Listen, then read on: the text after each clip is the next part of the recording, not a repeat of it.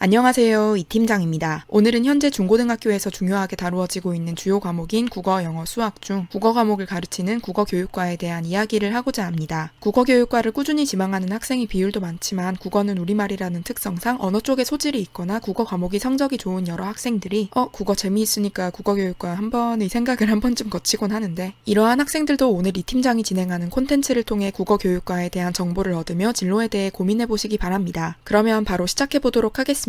오늘 콘텐츠의 핵심 키워드이자 단일 키워드인 국어교육을 포함한 전공들이 전형 및 평가 방법을 수합한 자료입니다. 아까 이 팀장이 포스팅을 시작하며 교육이나 국어에 흥미가 있는 학생이라면 국어교육과를 한 번 정도는 눈여겨본다고 말씀드렸던 만큼, 국어교육과를 지망하는 학생들은 단순히 우리말이니까 익숙하니까 등의 간단한 이유 말고 본인이 국어를 좋아하는 이유와 국어교육에 종사하고 싶은 이유에 대해 적극적으로 고민하시고 이를 활동으로도 연결해 보셔야 합니다. 시를 읽는데 다채로운 시어를 보며 우리말이 아름다움을 느꼈다면 이러한 언어와 운율의 아름다움을 학생들에게 공유할 수 있는 방법은 무엇일지, 문법 법칙이 적용되는 사례를 일상에서 찾고 깨닫는 과정이 즐거워 국어 문법을 좋아한다면 학생들이 어려워하는 국어 문법의 여러 가지 예외 사항을 어떻게 구조화할 수 있을지 전략을 구상하여 실제 모의 수업이나 멘토링을 진행해보는 식으로 말입니다. 다만 당부드릴 점은 장편 소설이든 고전 시가든 다 좋지만 한 가지에 꽂혀 있으면 안 된다는 것입니다. 일반적으로 국어교육과에서 배우는 전공 국어 과목은 국어 문법을 다루는 국어학, 문학을 다루는 국문학, 화법, 작문, 독서 영역을 다루는 국어교육학이라는 세 가지 갈래로 분류됩니다. 그리고 국어교육과의 커리큘럼에서 이 세 가지 비중도 비슷하고 임용 시험에도 모두 출제되기 때문에 국어 과목을 가르치는 교사는 이를 모두 다루어야 합니다. 그러니 한 분야에 대한 특별한 흥미와 색다른 경험이 국어 과목을 좋아하게 되는 강렬한 계기는 될 수 있겠지만, 국어교육자를 희망하는 여러분들께서는 문학, 문법, 화법, 작문, 독서에 관한 모든 활동을 진행하시는 것을 추천드리겠습니다. 그 다음으로 앞서 국어교육 관련 전공을 정리한 자료를 보시면 한국외국어대학교에는 한국어교육과라는 전공이 있습니다. 사실 한국외국어대학교 말고도 몇 대학에서 한국어 교육 전공이 있기는 한데,